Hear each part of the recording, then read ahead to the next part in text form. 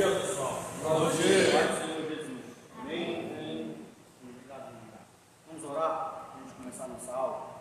Pode ficar sentado aí mesmo, vamos orar. Querido Deus e eterno Pai, te damos graças, Senhor, por mais uma oportunidade que o Senhor nos concede, nos confere, de estarmos aqui na tua casa, na tua presença. Nós iremos aprender mais de ti, que é manso e humilde de coração. A tua palavra, Senhor, ela diz que conhecereis a verdade vos libertará. Nessa manhã estamos aqui para aprender acerca das Escrituras, desse assunto. É um assunto complexo, é um assunto difícil, mas que é de suma importância para a nossa vida, para nós compreendermos o plano futuro, o plano do além, o plano pós-vida, Senhor, pós-morte. Deus amado e santo, que o Senhor possa abrir o nosso entendimento, que tudo que for falado que seja respaldado não em achismo, mas nas Escrituras Sagradas, e que o Teu nome, Senhor, ele seja glorificado essa manhã, que o Senhor possa, Senhor, abrir a mente de cada um, inclusive a minha, que possamos entender, aprender uns com os outros, e que o Teu nome seja glorificado. Faça isso para a glória do Teu nome. Nós oramos, nós te agradecemos, que todos possam dizer amém. Amém. Pode ligar, segue esse ventilador aqui, por favor. Vamos lá, pessoal. Hoje nós vamos falar sobre o estado intermediário. Isso. Aí sim, aí. Hoje nós vamos falar, cara, sobre o estado intermediário. Esse assunto ele é um assunto que ele diverge em alguns pensamentos, né? No que diz respeito à pós-morte. Sabemos que a pós-morte, para o naturalista, filosófico,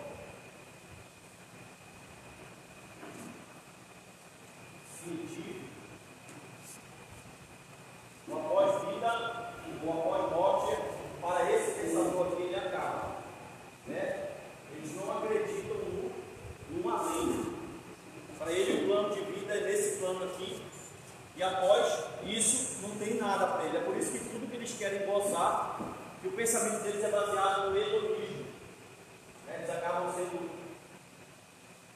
hedonismo. Eles acabam sendo hedonistas. O hedonismo é quando o homem se ama, né? É o amor a si próprio. Então a base de vida desse pessoal aqui, ó, que tem esses três tipos de pensamento aqui, ele é hedônico.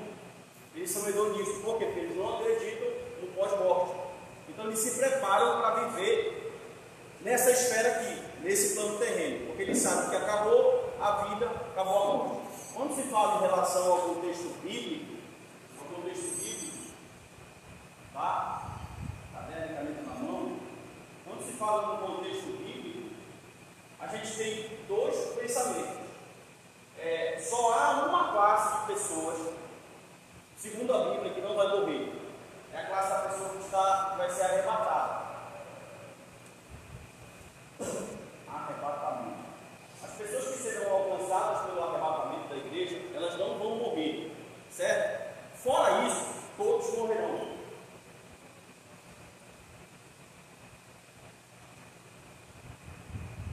Fora isso, todos morrerão. Então a gente encontra, num contexto aqui, se todos morrerão, nós já temos desde Adão, nós temos ímpios, desde Adão até hoje, nós temos ímpios e nós temos salvos, o crente, o condenado. A pergunta é, se todos morreram, desde Adão até hoje, todas as pessoas que morreram, a Bíblia vai dar um destino para quem é crente e para quem não é crente, né? A pergunta é, onde é que estão essas pessoas? Agora. Onde é que estão essas pessoas que morreram agora? Onde é que está Adão? Onde é que estão os patriarcas? Onde é que estão os reis bons, os reis maus? Onde é que estão os ímpios? Onde é que está o irmão que morreu ontem? Quando a gente vai falar de esfera, de pós-morte, a gente vai encontrar algumas diferenças dentro do cristianismo mesmo. Por exemplo, os testemunhas de Jeová. Eles estão anotando?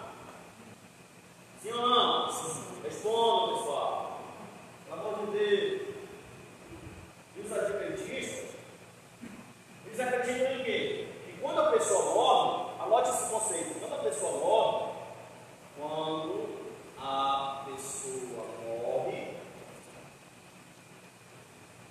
a alma ou espírito, que é a parte material, se for tricotômico, né, é alma e espírito, se for dicotômico é a mesma coisa. Quando a pessoa morre, segundo um adventismo, segundo o testemunho de Jeová, a alma e o espírito deles não se separam do corpo. Não se separam do corpo. Ou seja, o corpo está dormindo lá e a alma está junto com o corpo. Para esses dois pensamentos aqui. Isso também é chamado de sono da alma. Né? E chamam essa teoria de sono da alma. Quando se trata, porque tem uma vertente do espiritismo que é cristã, o espiritismo vai dizer que o corpo, anota o conceito, tá? O corpo é a prisão da alma.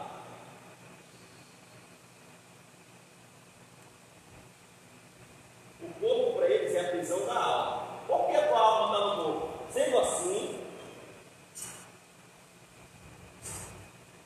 o homem, quando eu falo homem é raça, tá? Se referindo ao homem, a mulher, o homem precisa evoluir. Isso vai acontecer, essa evolução vai acontecer através da reencarnação. E quando ele conquistar o status de varão perfeito, de homem perfeito, aí sim ele vai viver na região etérea, na parte imaterial, certo? Porque ele não vai precisar mais do corpo, ele vai se separar. Enquanto ele não consegue isso, ele vai ficar de gerações, gerações, gerações vivendo, evoluindo, reencarnando. Ou seja, tudo é um aprendizado. Nesse plano aqui é um aprendizado. Se tu não conquistou, se tu não conseguiu evoluir nesse plano, nesse corpo que tu está, presta atenção, fala no espiritismo, nesse corpo que tu está, tu vai precisar morrer e tu vai reencarnar novamente para que tu possa evoluir como um espírito. Aí, se eu conseguir um estado de evolução, eu me liberto do corpo e vou viver na região que eles chamam de região etérea, ou região imaterial. Outro plano, dentro desse pensamento, é o catolicismo romano. Aí o catolicismo romano, ele vai dar uma melhorada nisso aí, né? Vai dar uma melhorada nisso aí. Porque ele vai criar um outro lugar agora. Nós sabemos pela Bíblia que tem um inferno, vamos já falar disso. Tem o inferno no Antigo Testamento, tem o pensamento grego no Novo Testamento, só que o católico romano ele vai mais além. Por quê? Porque ele vai criar mais uma divisão e vai dar mais opção para as pessoas. Agora ele vai ter o céu, né? O céu católico, presta atenção para você entender. O céu católico, só quem alcança eles são os santos. Os santos mesmo, são aqueles caras que foram canonizados, eles têm prioridade no céu. Não é qualquer um que vai para lá. Aí tem o inferno. Para o inferno só vai quem são os muito maus. Não é as pessoas que cometeram algum tipo de pecado. Existem dois pecados: o venial e o mortal. O venial tem perdão, o mortal não tem perdão. Então no inferno, o que acontece? Só está lá mesmo os muito maus, aqueles que cometeram atrocidades terríveis. Aí os católicos são tão criativos, eles criaram um terceiro ponto para aqueles que estão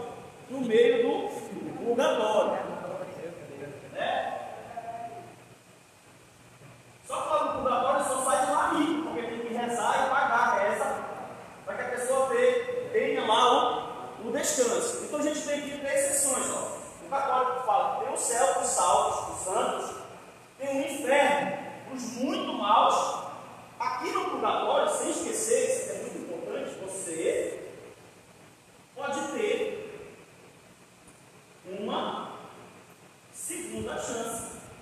Então, se vocês quiserem continuar na prática do pecado, vocês podem continuar. Se vocês não conseguirem aqui, lá no purgatório, vocês ainda têm uma chance de ser, né? Na viagem, né? Então a gente tem aqui. Tá, beleza. Enquanto esse pensamento aqui, a gente vai tentar entender. Existe um céu, os salvos? Existe. A Bíblia fala disso. Existe um inferno? Com certeza. Primeiro ponto, nós precisamos entender o que é, onde é e qual é o pensamento bíblico sobre o inferno. O inferno que nós temos hoje, ele é camuflado. Ele tem uma visão muito grega e às vezes muito filosófica também de inferno. A gente vai perceber que o helenismo, de alguma forma, ele vai tomar conta principalmente das páginas do Novo Testamento. A influência dele é muito grande. Mas purgatório, elimina. Tá? Porque se você tiver base bíblica para purgatório, é inapócrifo. E são os livros apócrifos dele. Ajuda ele a colocar essa água comigo, por favor. Porque a base bíblica para purgatório é só na Bíblia deles. Aqui não tem. Então vamos lá. Olha só, dando essa introdução aqui, a gente vai perceber alguns textos bíblicos que vão falar acerca da parte intermediária. Eu perguntei no começo da aula para vocês, onde é que estão os crentes e onde é que estão os mortos? A gente precisa desenvolver essa parte. Por que é importante essa aula? Porque aí vão quebrar mitos e dogmas que nós temos principalmente no âmbito pentecostal. Aqui e acolá eu tenho certeza que você vê ou na internet ou num culto que você vai participar de uma irmã espiritual ou de um irmão do manto, né? O espiritual dizendo, olha, eu fui no inferno, olha, eu fui no céu, olha, eu vi Deus, olha, eu vi o tranca-rua lá no inferno. Então são dogmas que criam, sem, ou mais além, livros conhecidíssimos no mundo todo foram escritos com essa perspectiva. Ou mais além ainda, hinos que são cantados, principalmente por cantores de renome, tem essa perspectiva. A gente precisa saber crivar e entender o que é que a Bíblia diz de inferno. Primeiro, antes de fazer os pontos, dar o sentido original de cada palavra, eu preciso dizer isso aqui, ó. Existe um consenso, por exemplo, lá onde as pessoas estão, no inferno, a gente vai tentar saber onde é. Aí há um consenso e há uma diversidade de pensamentos. Primeiro, algumas pessoas acreditam que no inferno ou no Hades, seja a parte boa, a parte ruim, você vai já entender. Lá os salvos já estão conscientes e os crentes já estão com Cristo. Outros acreditam que os crentes estão nessa categoria, mas estão dormindo por algumas passagens bíblicas de Eclesiastes e dos Salmos. Então, por exemplo, vai ter os dois consensos e os dois pensamentos. Aí a gente vai tentar mostrar e vai dizer quem defende tal e quem defende tal, ok? Então vamos lá. Dá um glória aí para estar o professor. Glória. Isso, agora. Vamos apagar aqui e vamos lá. Alguém sabe me dizer o que significa a palavra inferno? Que a palavra inferno é latina, é isso? O que significa a palavra inferno? Quem quer falar? Pode falar. Como? Condenação. Alguém mais quer contribuir? Significa a palavra inferno. Pode falar, cara.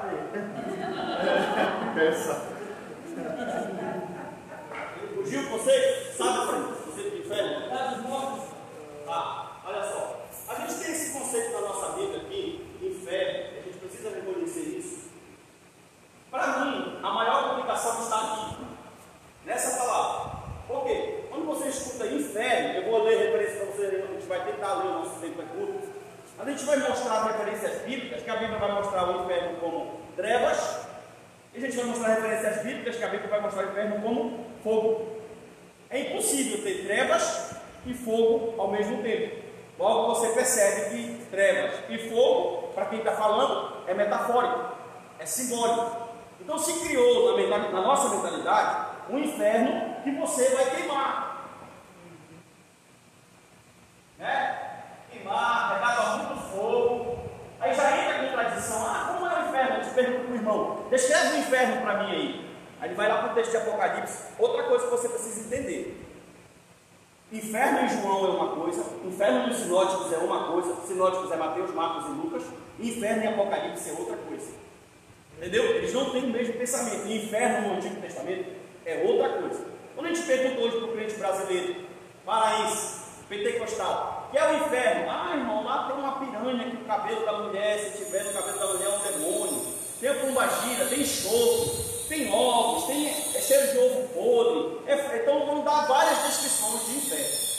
Uma outra coisa que a gente precisa perguntar antes de fazer isso: quem é que vai para o inferno? A tua alma ou o teu corpo?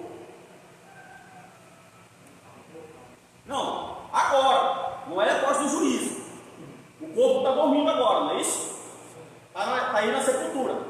Só vai ser transformado após no juízo final, no Guiena, serão lançados a pessoa e o corpo. Mas agora, quem está no inferno ou no céu é a parte imaterial. Então logo seria a alma. Não é isso? Vamos trabalhar com esse conceito de alma para a gente não aglomerar alma e espírito. Então a parte de quem morreu que estaria ou no céu ou no inferno seria a parte da alma. Ela é material ou imaterial? Imaterial. Aí eu te pergunto, para que fogo? Se a alma não queima? Pois já tem um conceito errado de inferno aí. Eu preciso entender por que o autor falou fogo. Aí você pega Seol, bora lá, Hades, Tártaro e Guiena.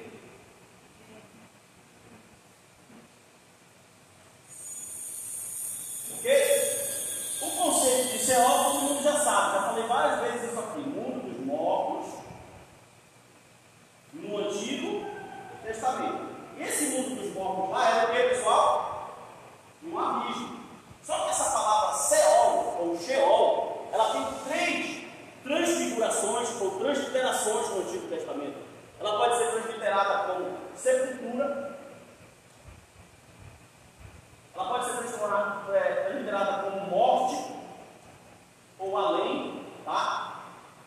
Ou ela pode ser transliterada como mundo dos mortos.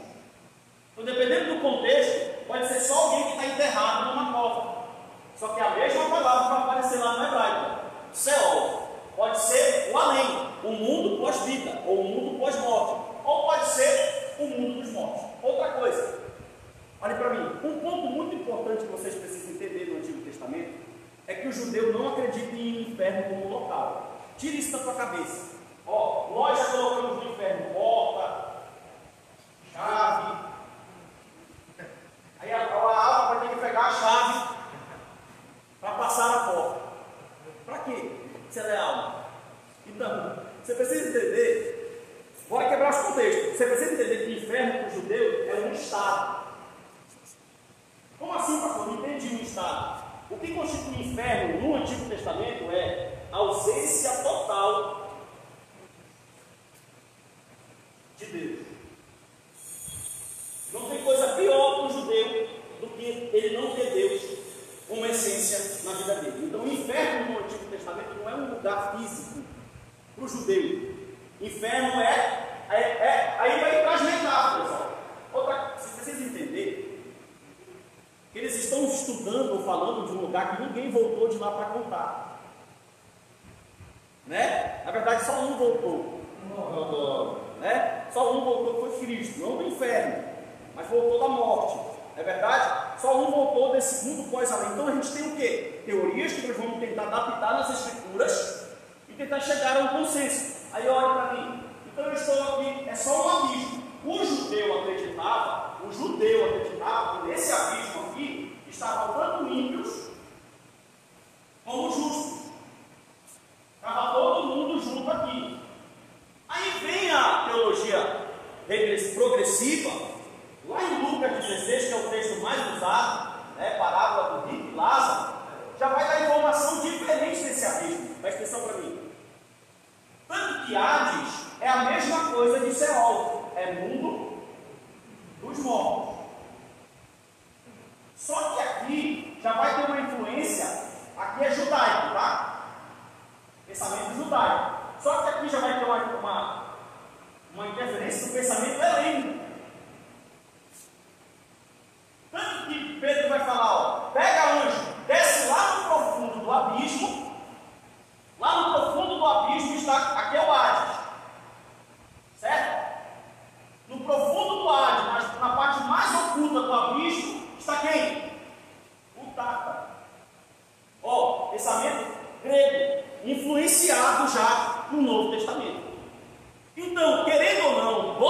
você ou não, que é mais ortodoxo, que é mais pragmático com as escrituras, querendo você ou não, o pensamento platônico está totalmente influente no pensamento dos escritores do Novo Testamento. Por quê? Nesse tempo, Efraim, quem conhecia de inferno mais do que Platão?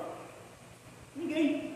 Quem conhecia mais de inferno do que Sócrates? Ninguém. Eram os gregos que pensavam no mundo de cima e mundo de baixo. Tanto que o Evangelho de João vai ter um dualismo grego. Mundo de cima, mundo de baixo. Mundo da luz, mundo das trevas. Mundo do espírito, mundo da carne. Mundo da glória, porque olha só, voltando para cá. Presta atenção uma vez.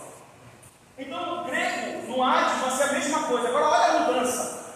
Se aqui é um abismo, aqui no Novo Testamento, aqui já é no Novo Testamento, o pensamento, e aqui já é um abismo dividido. Ó, onde agora do lado esquerdo estão os maus, e do direito está quem?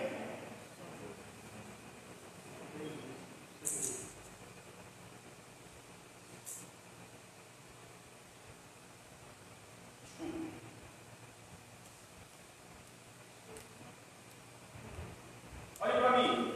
Por quê? Vai Abraão, Lucas 16.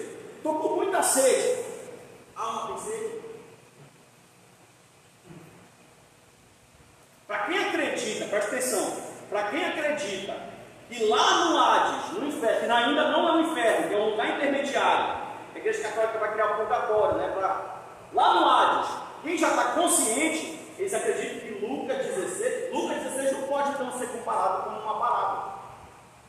Por quê? O propósito principal de uma parábola era ser didática, é criar uma história que tenha verdades para te explicar um assunto, certo? Então, se ele está com sede e eu quero aplicar literal, então não pode ser parábola.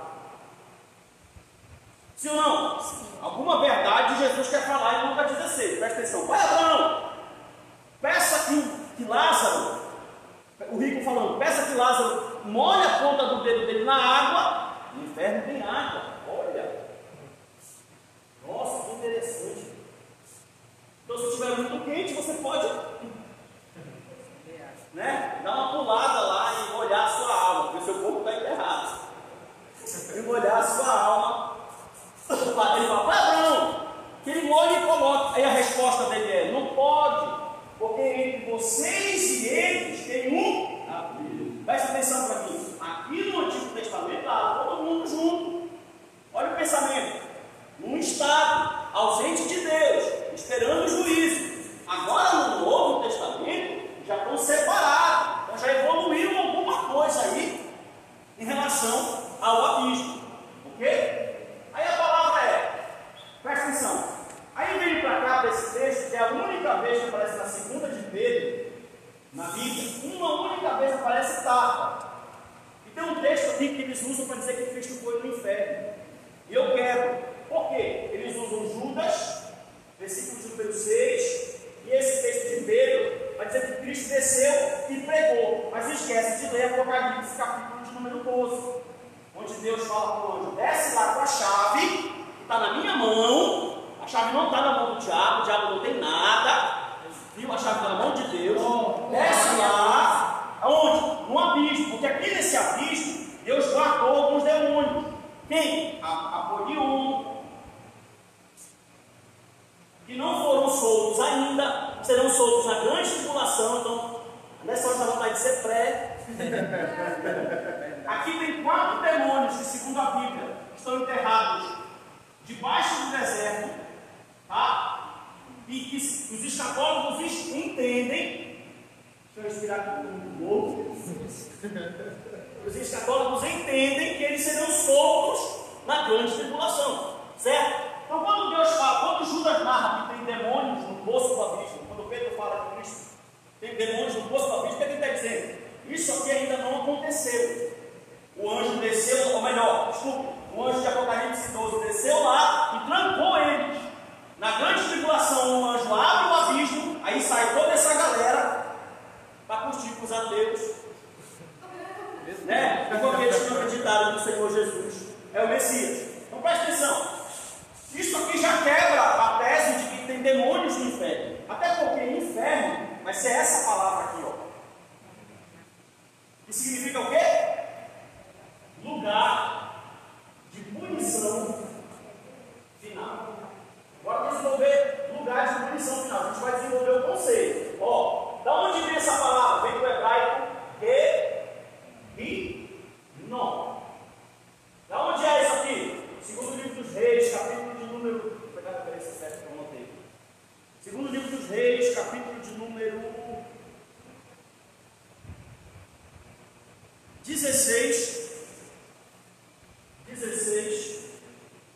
21, 16, 3 e 21, 6. O que é isso aqui? Esse vale ficou conhecido no Antigo Testamento como o Vale da Matança, onde os pais pegavam filhos e sacrificavam em pedras a Moloque. A referência dele no livro de Jeremias e também no livro de Ezequiel. Ok? Quando Jesus está lá em Jerusalém, ele quer falar do inferno. Agora, como é que Jesus vai falar do inferno para pessoas que não vão entender? Como? Ele vai usar o quê? Uma metáfora. Aí você começa a entender o fogo. Por que no inferno tem fogo? Eu particularmente não acredito que no inferno tem fogo. Se você acredita, amém. Mas eu não acredito. Para mim, fogo é metafórico. Para mim, é metafórico, porque a alma não vai queimar ali. Eu te pergunto, alguma coisa pode ser pior do que a ausência de Deus na eternidade? Mas antes os aniquilacionistas estivessem certos que em algum momento da eternidade Deus te aniquilaria, para que você deixasse de sofrer. Mas a Bíblia vai dar respaldo que esse sofrimento ele é eterno. Eu te pergunto, o que seria pior? Tu está me queimando no fogo ou tu não ter Deus nunca mais na tua vida? Né? Então você já entende que esse fogo ele vai dar. Outra coisa, João está vivendo, olha o contexto, o autor não escreve fora do contexto que ele está. João está onde? Preso, em Pátmos, em Roma. Roma domina. Qual é o pior tipo de morte que Roma tinha? Fogo, uma estaca de cabeça para baixo, cruz, pendurado numa cruz, era os piores tipos de morte. Então Jesus está usando uma figura de linguagem e vai falar assim: olha, se eu for explicar para vocês o que é a parte material que vocês nunca viram, olhos nunca viram, ouvidos nunca ouviram, coisas inefáveis, eles não vão entender. Jesus é um pregador inteligente, então ele usa metáforas. Aí diz, lá no inferno, aí ele usa essa palavra aqui, ó. Não é essa, nem essa. É essa aqui, ó. Lá no Guiena, aí ele vai falar, lá em Jerusalém tem o quê? Um lixão. Ó, lá tem um lixão, onde queima lixo 24 horas, e ele olha para o lixão, fogo que não apaga, e tem verme no lixo. Sim ou não? Aí diz, ó, lá o fogo nunca apaga, e o verme nunca morre. Vendo? Contexto que ele está vivendo na época. Aí só que o problema é esse, olha para mim. Quando João Ferreira de Almeida, que Deus o tenha muito bem guardado, que ele foi muito importante para as nossas traduções, nós não podemos. Fico muito chateado quando alguém pega uma tradução de Almeida, qualquer outra tradução, que agora aparecem as novas traduções, as traduções mais estudadas, e eles pegam e descartam isso aqui. Isso é muito triste. Primeiro, esses caras deram a vida deles numa situação muito difícil para traduzir o que nós temos hoje como texto bíblico. Então, a gente, no mínimo, merece que eles tenham muito respeito quando a gente fala deles. No mínimo. Só que toda a tradução tem seus erros. E Almeida não pode ser diferente. Almeida, para melhorar para nós, traduziu tudo isso aqui, ó, só com o inferno. Aí quando tu lê na tua Bíblia, tu não sabe se é Seol, se é Hades, se é Guiena ou se é Tapa. Aí tu vai falando. Outra, ainda em cima de conceito de inferno que tu aprendeu com a Igreja Católica. Aí vai nascer, irmão, um monte de loucura. Vamos ler algumas referências aqui? Olha só. Primeiro de Seol, Salmo 88, verso de número 11. Por favor. Salmo 88. Eu quero as perguntas depois, tá? Salmo 88, verso de número 11.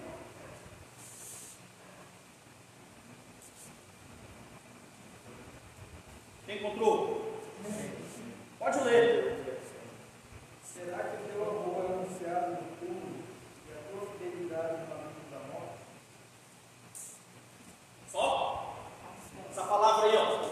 Sepultura. Lê de novo. Pode. Será ferida a tua bondade na sepultura? Isso, tá bom. Para aí, olha para mim. Essa palavra sepultura aí é a palavra Seol. Aí ela não significa mundo dos mortos. Aí ela é uma sepultura. Só que às vezes pode aparecer algumas versões assim, ó. Será? 88:11. Isso? Será referido referida a tua bondade no inferno ou no além, a tradução já perde. Está vendo? Porque a palavra além aqui, Seol, está sendo traduzida como sepultura. Ou pode ser que até uma Bíblia tenha escrito assim, ó, será referida a tua bondade no inferno, que vai mais além ainda. Ok? Outra referência, vamos ler aqui, Provérbios 21, 16. Sem dizer que esse texto que vocês leram aqui, lê de novo aí, 88, 11. Lê, rapaz. Será que a tua bondade será ferida a tua bondade na sepultura, a tua fidelidade no abismo? Ó, aí eu pergunto para vocês, como é que fica essa situação com o pessoal que acredita que o pessoal já está lá consciente? O pessoal que acredita que já está todo mundo consciente, gozando. Ou da maldade, do Hades, ou do gozo com Cristo no paraíso. A gente vai já falar para onde vai o outro, a gente ainda não falou, nós ainda estamos no inferno, bora sair do inferno, ninguém quer ficar dentro do inferno, né? Provérbios 21, 16, pode ler para mim, por favor. O homem que anda desviado do caminho do entendimento permanecerá na congregação dos mortos. Ó, palavra, lê de novo, 21, 16, lê de novo, por favor. O homem que anda desviado do caminho do entendimento permanecerá na congregação dos mortos. Mas permanecerá na congregação dos mortos. Essa palavra mortos aí, ó, é Seol. Olha como vai aparecer com vários sentidos. Está vendo? A mesma palavra é usada para inferno. A última referência sobre esse texto. Salmo 94, 17. Volta. Salmo 94, 17.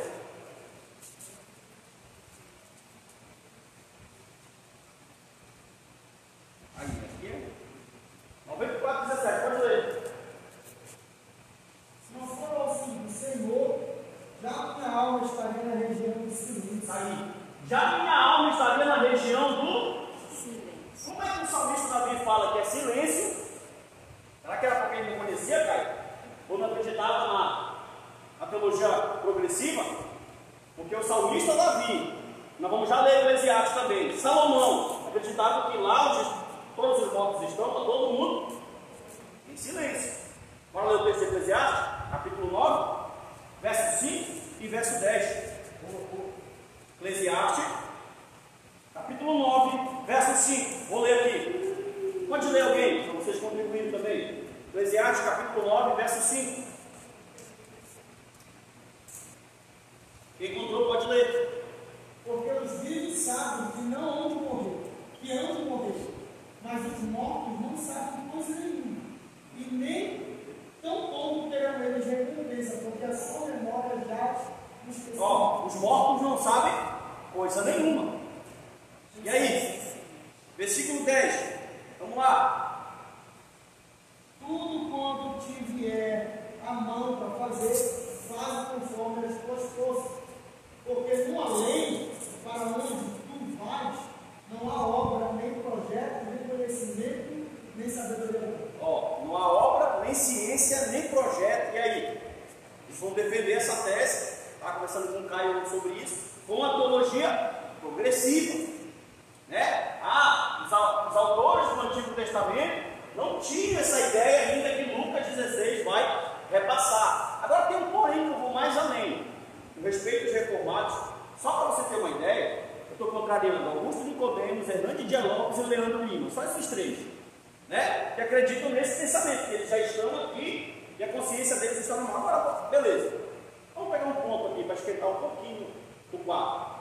Se eles já estão conscientes aqui, Efraim, então eu posso garantir que se eles têm memória, consciência, e a memória deles é tão perfeita que eles conseguem lembrar com exatidão tudo que acontece nesse plano que eles viveram, eu posso te garantir que até no céu não tem paz. A não ser que essa memória seja uma memória transformada. Ou seja, que Deus permita que eles só lembrem de coisas boas. Por quê? Porque se eu cheguei no céu, tá, beleza, lá com o meu Senhor no paraíso, Abraão, Isaac e Jacó, tá toda a galera lá, aí de repente eu estou me lembrando que meu filho está aqui na droga. Olha a tristeza que vai me dar lá no céu. Aí no céu não vai ter tristeza, né? como é que fica essa situação? Só se essa lembrança que eles dizem, a pessoa está consciente lá. Se ela está consciente, ela tem lembrança. Sim ou não? Sim. Então essa lembrança vai ter que ser afetada. Porque se eu estou no céu, eu consigo me lembrar desse plano terreno, eu vou me entristecer no céu. E no céu é impossível se entristecer. Então eu posso dizer que essa lembrança, ela é uma lembrança mexida. Ela é uma lembrança adulterada. Que Deus só vai permitir eu me lembrar das coisas boas. Para onde está o respaldo bíblico? Cadê o respaldo bíblico para isso? Não tem. É achismo. Então, por isso que eu falo, é um plano que nós não conhecemos. Ninguém voltou de lá para contar. O que Cristo falou foi uma parábola, querendo ensinar algo, não dando detalhes. Olha como é complexo, né? Vão nascer teorias e teorias e teorias. Prosseguindo. Vamos lá. Se tiver alguma pergunta, vocês podem falar. Ok? Aí tá, beleza. Posso apagar aqui? Eu fiquei pensando assim, ele não precisou primeiro ressuscitar para depois explicar como é no mundo dos mortos do começo. Sim. Isso é Deus, isso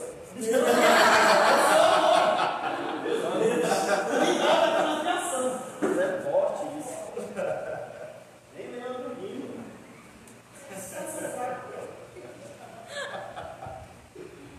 Olha só, beleza. Então vamos ao entendimento. É unânime, presta atenção para mim, é unânime, dentro do pensamento escatológico, que o inferno só se dará após o juízo. Alguém discorda disso aqui? O Gehenna, que é o lugar de punição final, o inferno. Vamos ler o texto aqui? Esse texto ele descreve muito, muito mesmo. Apocalipse capítulo de número 20. Esse texto descreve muito e ele dá uma deixa muito bacana. Apocalipse capítulo de número 20.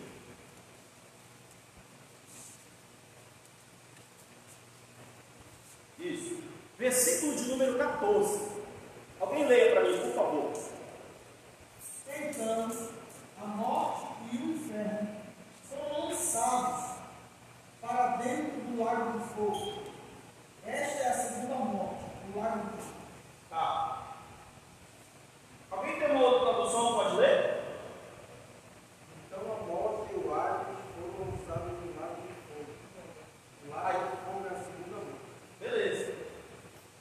Olha só, como é que a morte e o inferno vão ser lançados no inferno? Como é que o inferno vai ser lançado dentro dele mesmo?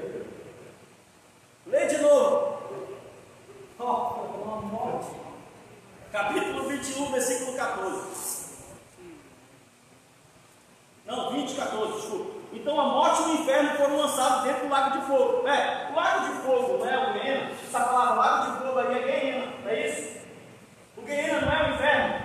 Sim ou não? Sim. Como é que o inferno foi lançado no inferno? Olha, inferno, vou te jogar em ti ver.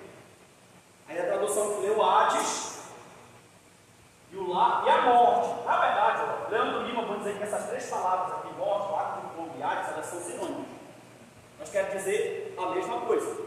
Ok? Mas aqui há uma categoria. Por quê? Quem é que está no Hades? Aqui pega, deixa. Lá no Hades, no nosso entendimento, é que está as pessoas. Não vamos nem frisar se eles estão conscientes ou não. Porque são teorias. Eu mostrei para vocês respaldo das duas teorias, textos bíblicos com as duas teorias, certo? Mas o que nos interessa aqui é o seguinte: todas as pessoas que morreram agora estão no Hades. Os bons, os maus estão aqui. Quem? O Michael Jackson está aqui?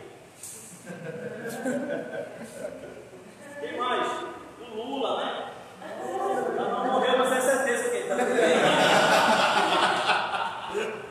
É só brincadeira, pessoal. Isso aqui não tem nada a ver. Até porque a morte, ela é um mistério de Deus. E ninguém pode colocar ou o cara aqui ou o cara aqui. Pode ser que o Jackson esteja aqui e o Lula também. E pode ser que o pastor fulano de tal esteja aqui no Hades. A gente não sabe. Né? Beleza. Aqui estão os maus e aqui estão os bons. Aí Jesus na cruz falou para o ladrão: hoje mesmo estarás comigo no paraíso. O que é paraíso? Para entender o que é paraíso, a gente precisa ler 2 Coríntios capítulo de número 12. Abra a Bíblia. 2 Coríntios, capítulo de número 12, só tem 3 referências sobre paraíso na Bíblia. Essa de Cristo, essa de Paulo e uma em Apocalipse. 2 Coríntios, capítulo de número 12.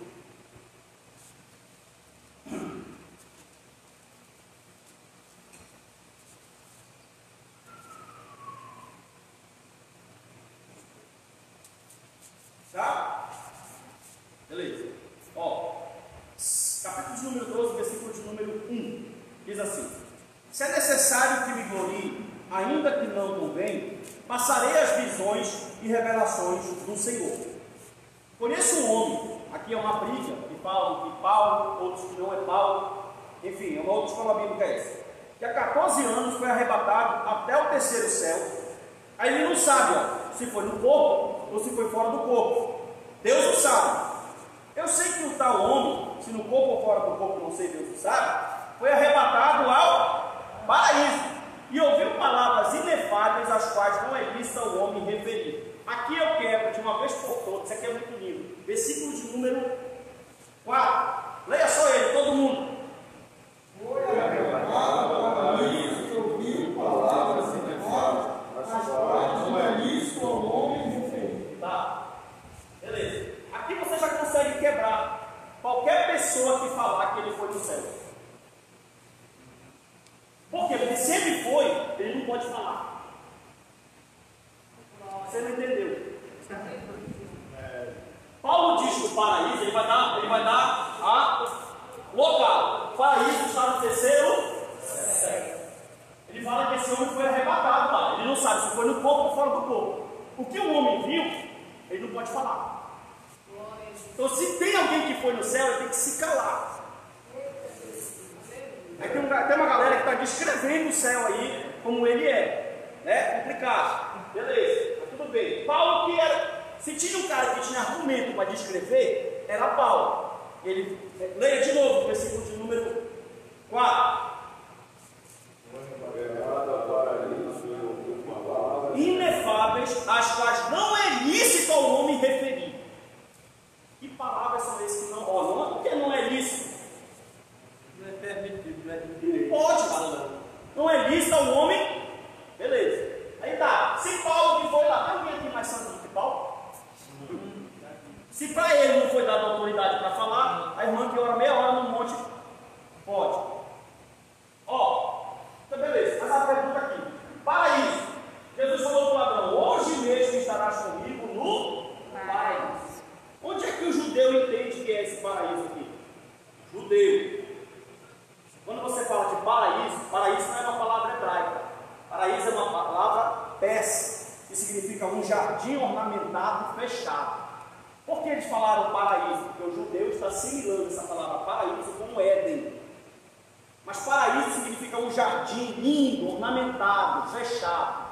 Hoje mesmo, quando o judeu escutou Jesus falando, hoje mesmo estará comigo no paraíso, ele entendeu assim, ó, hoje mesmo estarás comigo no seio de Abraão. O que é o seio de Abraão? É uma fazenda muito bonita, com muitas coisas, com um jardim. Lá é o seio de Abraão, para onde o judeu... Gente, é só cristão que tem essa loucura de morrer e estar na perna de Deus, seguro no trono dele lá, na glória, segurando no trono, na barba de Deus. O judeu não tem essa ideia, até porque o plano para eles é terreno. A Jerusalém não desce?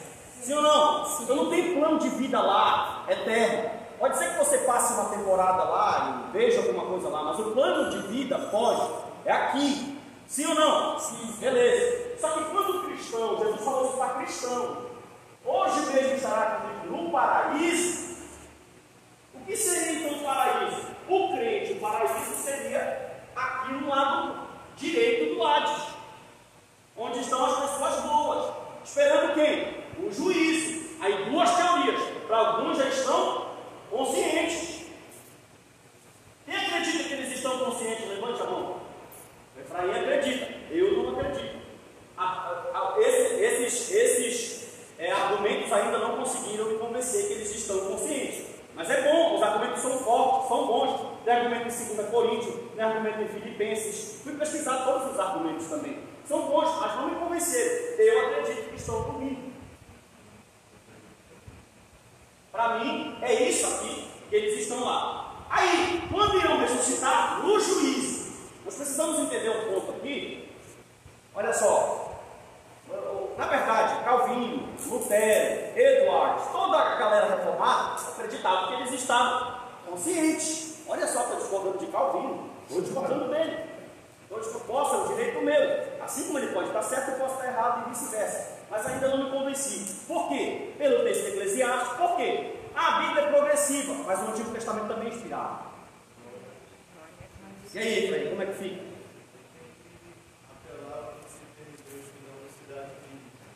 Sim. Porque, por exemplo, assim Apocalipse 6, é claro que é uma contenda escatológica, mas quando ele vai abrir o selo, ele diz que existiam lá uma vaga que não estava em paz, estavam questionando a Deus quando elas seriam redimidas, né? Porque foram mortos por causa da palavra de Deus.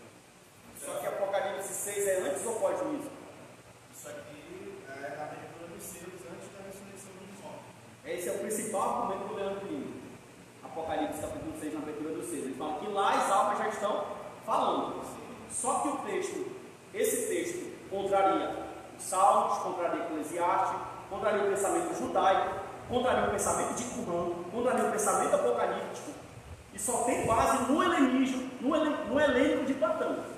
Pois é, só que o que os cristãos estudando mais profundamente a questão da imortalidade da alma, da reminiscência da alma, eles dizem que os textos bíblicos eles falam sobre o sono, não no sentido de imobilizar a consciência humana, mas de que lá é um estado que é absolutamente diferente do estado do espírito. Por exemplo, o texto de Salmo, ali, Salmo 88, 11, o senhor citou, ali não está falando sobre a natureza da consciência dos mortos, mas o estado dos mortos.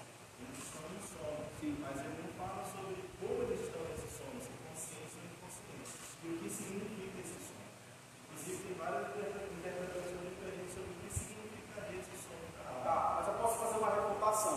Se eles estão dormindo, e a parte que está dormindo é a parte imaterial, a parte que tem inteligência é a tua parte imaterial. Então eu não posso dizer que eu estou dormindo, a minha alma dorme, mas ela está consciente, então a alma não está dormindo. Aí entra o debate sobre o que significaria dormir. Pois é, eles usam a palavra, por exemplo, toda vez que Jesus usou a palavra dormir, ele não se referia à morte, porque para Deus ninguém dorme, ninguém morre.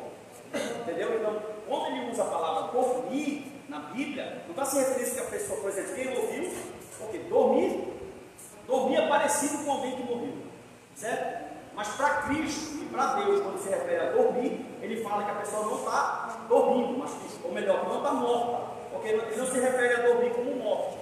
Entendeu? Esse pensamento. Tem um outro texto aqui em Apocalipse 20. Esse pensamento é o pensamento que está refutando com as ideias que eles acreditam. Muito bom. Apocalipse capítulo 20, versículo 11. Por favor. Por exemplo, esse texto aqui vai falar sobre o juízo.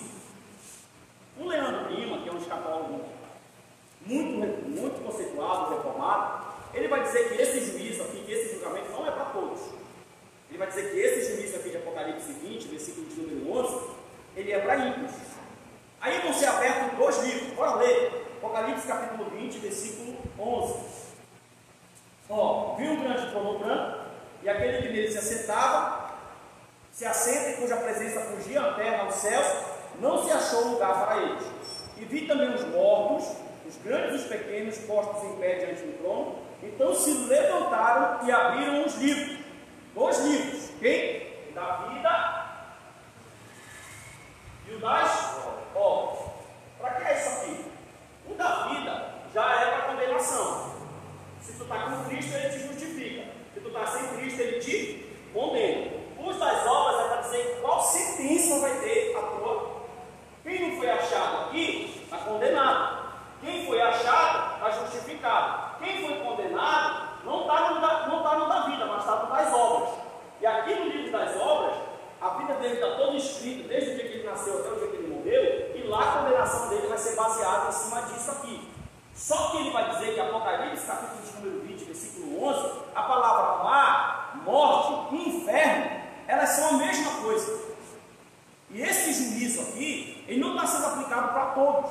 nesse contexto. Ele diz que tem passagens que o juízo se aplica a ímpios e a bons, mas esse contexto aqui é juízo para ímpios. Aí entra o texto que eu li para vocês de Apocalipse, capítulo de número 20, né? Outro texto que vai dar base aí à teoria do Efraim. Abre aí, 2 Coríntios capítulo 5, já estamos terminando. 2 Coríntios capítulo de número 5.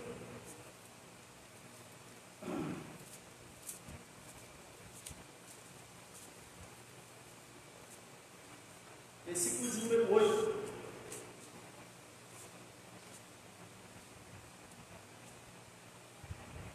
Quem encontrou? Diz assim: entretanto estamos em plena confiança, preferindo deixar o corpo e habitar com o Senhor. Por isso que também nos esforçamos, quer presente, quer ausente, para que lhe sejamos agradáveis. Porque importa que todos nós compareçamos perante o tribunal de Cristo, para que cada um receba segundo o bem ou o mal que tiver feito por meio do corpo. Quem é que está pedindo juízo aí, nesse contexto? Olha para mim, os mártires. Se a tua teoria está certa, eles já estão gozando com Cristo e com um galardão que nem se compara ao nosso. E esses mesmos mártires que estão em consciência, estão pedindo para Deus o juízo final. E Deus está respondendo: não, espere, ainda falta um tempo, ainda falta que tudo se cumpra. Ou seja, os mortos mártires conscientes que estão pedindo juízo para que aconteça. É um ponto forte dessa teoria. Aí fica a seguinte questão, Efraim: se eles estão conscientes, entre o que eu falei, como é a consciência deles? Será que os mártires têm 80% de gozo e 20% de tristeza? Segundo o texto de Apocalipse, eles não estão falhos. Eles estão pedindo a Deus para que eles sejam. Mas aí a tua fala cai por terra se eles não estão em paz. Como é que não tem paz no céu, no paraíso? É porque ainda não houve o arrebatamento da igreja. Então eles não estão no paraíso. É por isso que eu falo. Paulo diz que foi arrebatado ao terceiro céu. Eles estão num lugar onde ninguém sabe. E não é o paraíso, porque no paraíso tem paz. Só que Jesus falou para o ladrão: hoje tu estarás comigo no... Se ele levou os mártires, Efraim, o ladrão do paraíso, por que não levaria os mártires?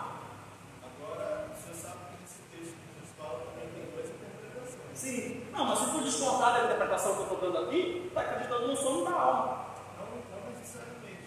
Porque ali, a primeira interpretação que fala sobre o que Jesus está falando, o ladrão, é que hoje ele estaria garantido, a salvação dele estaria garantida. Sim. Ele fala da vírgula lá. Ah, paraíso, vírgula. Hoje tu estarás comigo no paraíso. Jesus estava dando certeza que ele seria salvo. Não tu estaria com ele lá. Mas a tradição judaica e a tradição reformada não acreditam nessa interpretação.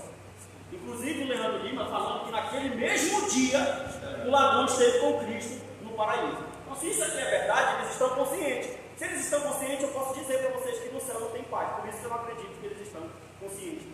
Quando eu conseguir interpretar que eles já estão conscientes lá, mas tendo paz, aí sim eu posso dizer para vocês: essa teoria que eles estão salvos, conscientes, então até agora eu prefiro dizer que eles estão sim, mas como?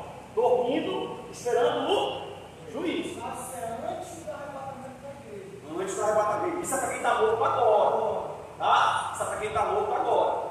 Tem um texto aqui que a gente precisa ler, que a gente conclui aqui. Bora lá. Deixa eu pegar aqui para vocês. Apocalipse, capítulo de número... Foi o 6 que tu leu, não foi? 6, 9 e 10.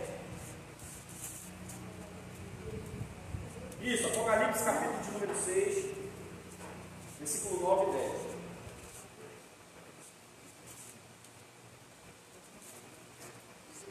Ó, quando ele abriu o quinto selo, aqui que são os mártires pedindo do altar as almas daqueles que tinham sido mortos por causa da palavra de Deus, os mártires, por causa do testemunho que sustentavam, clamaram em grande voz dizendo: até quando, ó soberano Senhor, santo e verdadeiro, não julgas nem viga o nosso sangue os que habitam sobre a terra? Gente, olha como é ilógico. Olha como é ilógico.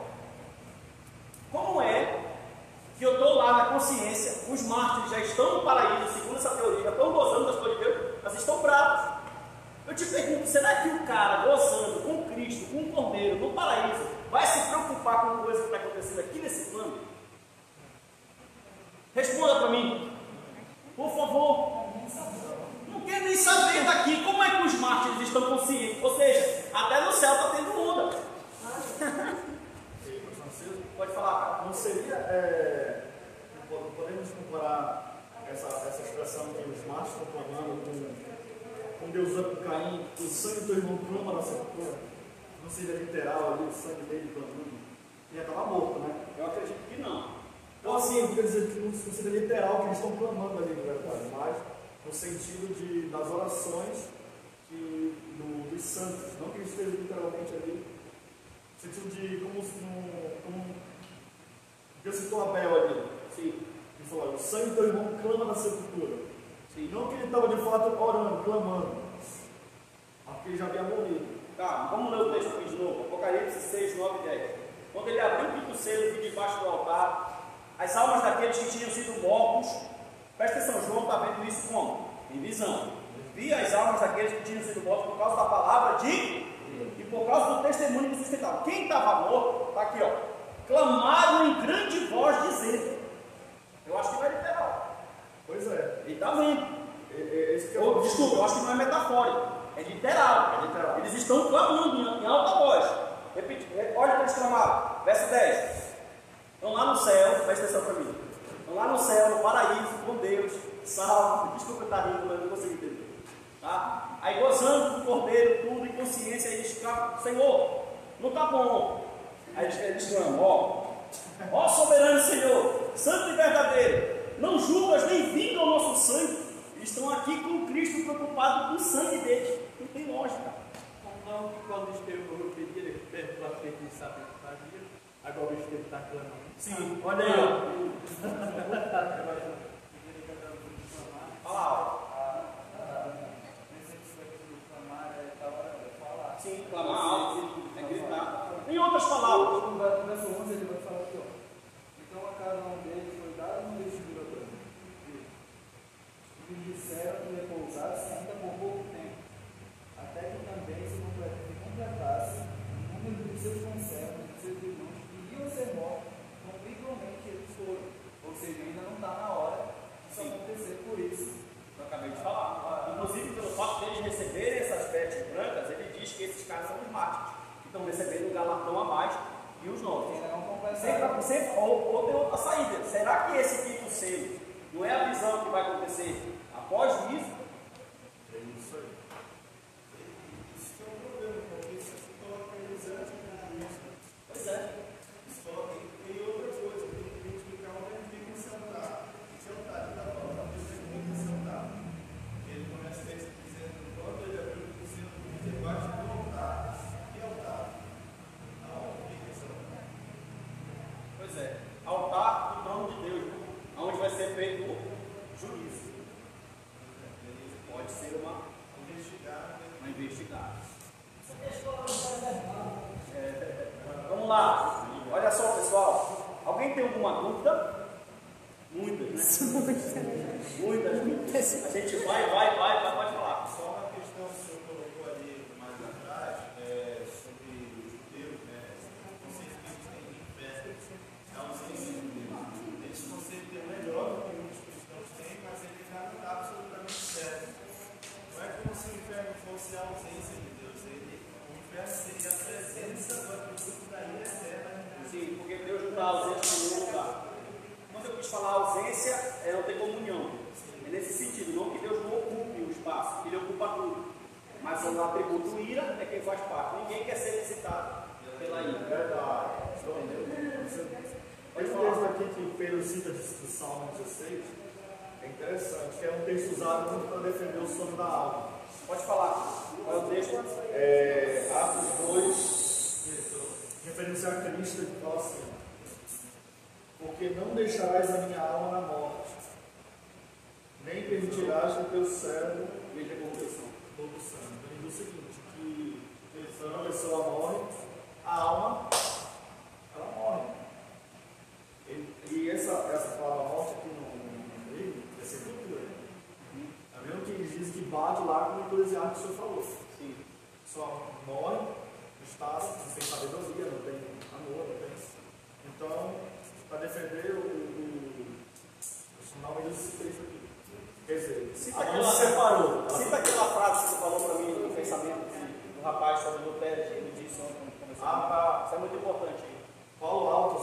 seguinte, é um teólogo luterano. Ele fez o seguinte, que se eu disser que a alma sai do corpo e a alma ou ela vai já para o lado de sofrer ou ela vai para o paraíso, ele diz que anula a ressurreição. Porque se de fato já estão sofrendo ou já estão gozando, então para que vai servir o juízo final? Ele usa essa base. Que já está sofrendo, então já está sendo julgado, com certeza. Então não vai necessitar de julgamento no final para ser lançado no lado do fogo. Por isso que tem que se adaptar às obras. Por isso, a teoria reformada é boa, da consciência mas vocês estão vendo que a teoria do sono também não é fraca e tem muita base. Inclusive contrariando alguns textos da teoria da consciência da alma. Ok? Eu acredito até hoje, pode ser que daqui para frente, com mais estudos, eu mudo minha concepção, né? Mas eu acredito que estão dominando. Eu acredito que Lucas 16 é uma parábola. Lá em Lucas 16, Cristo só quer falar uma coisa. Aí eu dei um exemplo fenomenal. Ele disse assim: o cara pega o texto das 10 filhas, quem são as 5 prudentes e as 5 mestres? Aí faz aquela história, vai lá para ajudar, que Jesus quer falar só uma coisa, de vigia. Só isso. Mesma coisa da parábola. A mesma coisa da parábola de Lucas 16. O que é que Cristo quer ensinar ali? Que o que pode salvar vocês é só a palavra. Se a palavra não salvar, ninguém salva. É só isso. Entendeu? Aí o cara quer olhar para a parábola e quer aplicar algo literal que não pode ser aplicado literalmente. Se Lázaro, no capítulo 11, já passou assim, se Lázaro, no capítulo 11 de João, tivesse vivo, a gente perguntaria para ele como era o Hades, porque ele foi 4 dias lá, depois ele voltou. Mas ninguém conversou com ele. Né? Pode falar. Aproveitei, dei uma olhadinha lá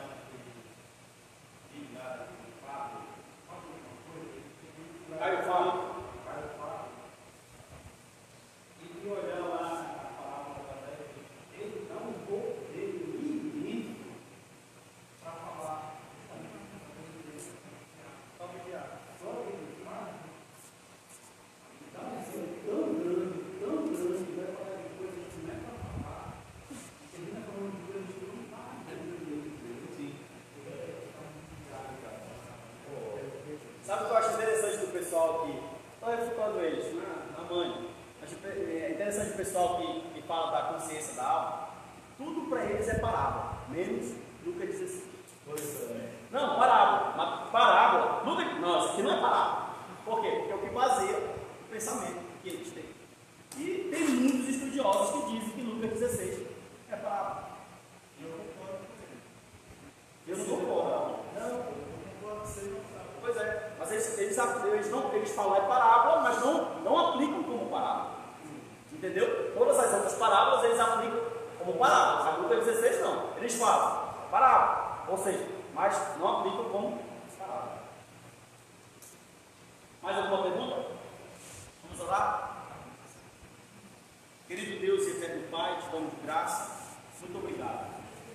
Independente, Senhor, do lugar que possamos estar contigo. A nossa certeza é que o Senhor vem buscar a tua igreja e que nós estaremos contigo pelos séculos dos séculos. Deus, eu acredito que aqueles que morreram contigo estão guardados, que aqueles que não morreram estão esperando, todos estão esperando o juízo que há de vir. Inclusive nós, Senhor, iremos passar por ele. A morte, ela é o começo, ou para a vida eterna, ou para juízo eterno. Possamos estar seguros nas tuas mãos, debaixo da cruz, debaixo do sangue do Cordeiro. Em nome de Jesus Cristo, Senhor, nós oramos, nós te agradecemos. Abençoa a tua igreja, hoje e sempre, e que todos possam dizer amém.